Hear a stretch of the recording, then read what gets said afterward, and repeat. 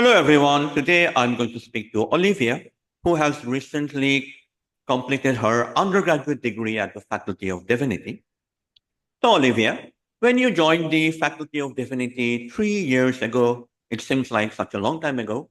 What is it that you were looking for, and have you indeed found it? It does feel like a long time ago. So I came straight from school when I was 18, and I think I was looking for a place where I would definitely be challenged. I was looking for a place. I already had a lot of curiosity about theology and the study of religion coming in from school. So I was kind of looking for a place where that appetite would sort of be satiated and my skills as well would grow. And I think when I came in, I kind of expected that you would be given this toolbox immediately and you would suddenly become a very good writer or very immediately equipped at sort of formulating an argument.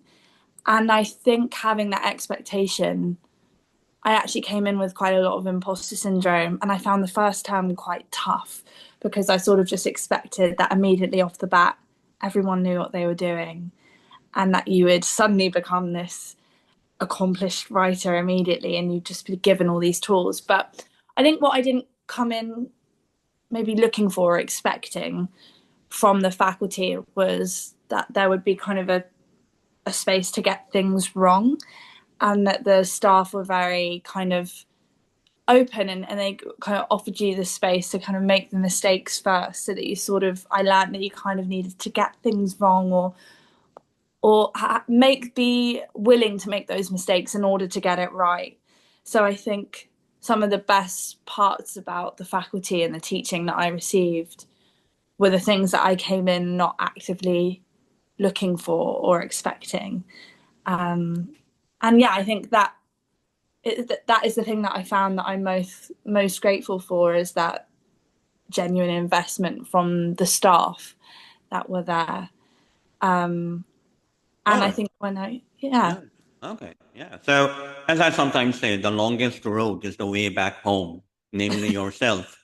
And you are trying to go back home, and home itself keeps on changing. yeah. Now, when people hear the name Faculty of Divinity, they tend to think, I am told, of a place where they can study only Christian theology. What would you say about this image of the faculty? I'd say that's a myth. I think, of course, if you want to study Christian theology, you definitely can.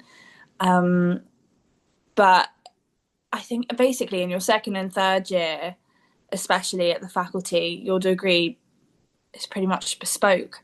So you can choose to study whatever you want, and that doesn't have to include a single module in Christian theology if you wouldn't like it to. So it's all the sort of wild religions, as they're sometimes termed.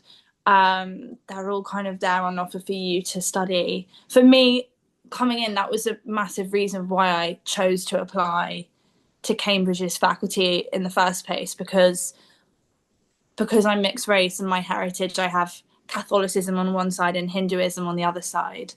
I'd grown up hearing a lot about Catholicism in the area that I grew up in and Christianity, but not a lot about Hinduism.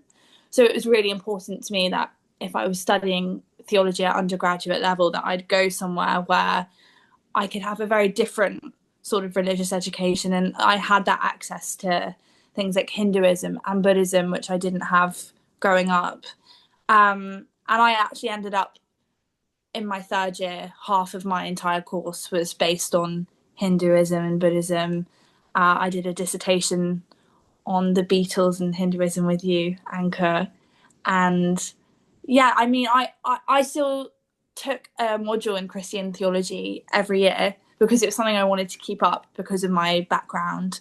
Um, but it definitely isn't Christian theology centric at all. You can leave it completely behind if you'd like to. All right.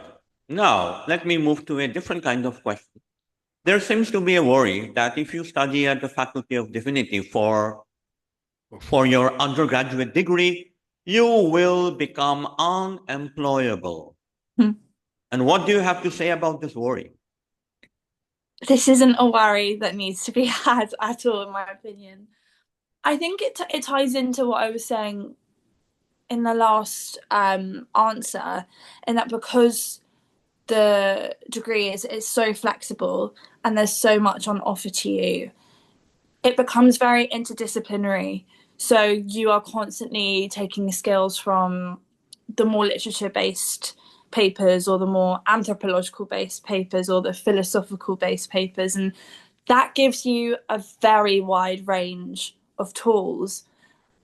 And as you cultivate that big toolbox over the 3 years, that lends itself, I think, again, to a very wide range of careers and professional industries. So of my friends that have just graduated, I've got people going off to work for talent agencies, friends that are doing law conversions, friends that are doing the PGCE, so they're going into teaching, friends sort of doing everything that are going off and doing gigs with their band and say that there's things that they learned in theology that really helped them there. So I think if anything, it opens a lot more doors for employment than it closes them. So I think, maybe I'm biased, but looking at my friends and the people that I know that have left already and graduated a couple of years before me, I'd say it's one of the most employable degrees that you can take at anywhere, but especially at Cambridge. All right. And here is the final question. Mm. People often claim that students at the University of Cambridge live inside the bubble. Do you feel that studying religion at the Faculty of Divinity has taken you away from the quote unquote real world? I think if anything, it's tapped me into the real world more than I was before I came in. I think in any institution, it's very easy to feel and sometimes comfortable to think that you're kind of existing inside this very safe and protected bubble. And that does happen. I was living in that bubble at parts of university, but I think if we look at the world now and sort of things that are going on and big global scale conflicts, I think religion and theology, it's touched most everything in our world, and it's definitely there in these conflicts and things that are a lot bigger than us. I think if I reflect how I am now, the way that I feel about those certain conflicts or things that are happening outside of me and outside of my direct four walls, the reason that I care so much about them now as a 21-year-old versus an 18-year-old when I was maybe more bubble prone to living in it is my study of theology. I think at the Faculty of Divinity, there's constantly that reminder. In Hinduism, we look a lot about what it means to sort of look at the self and self inquiry, but kind of counterintuitively, a lot of that work made me look more outward rather than inward at what was going on outside of me.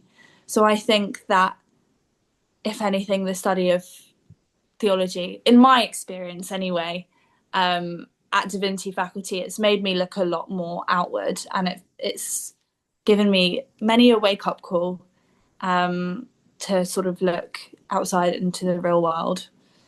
Oh, yeah. And, the self that is inside you is also the self that is elsewhere, which is why self inquiry has made you interested in world inquiry. Mm-hmm. Exactly. Said very concisely. And thank you, Olivia, for sticking to me today. Thank you. Thank you for having me.